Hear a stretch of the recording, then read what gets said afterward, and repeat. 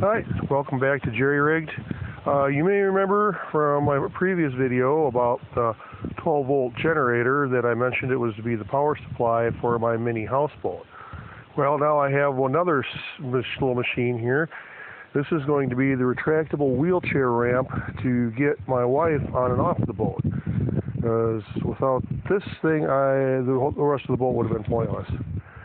So as you can see, I took a 20-foot extension ladder, took it apart, attached them side by side, give me the deck.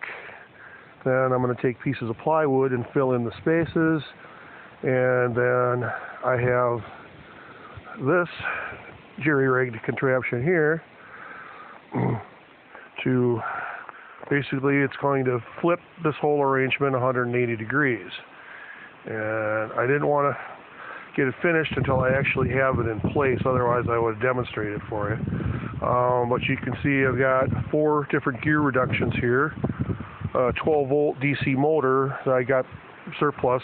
I don't know much about it. I know it's 1,000 RPMs, no load. I guess it was originally designed for salt spreader. That's all I could find out about it. But I was worried about torque, and this thing's got enough torque to get Nancy Pelosi to vote Republican. So I ain't gonna worry about that. It seems I've operated it a few times. It seems to be holding together. The only one problem is that when the ladder passes apex and the weight shifts, it drops and comes down with a vengeance. So I'm going to have to come up with something to fix that.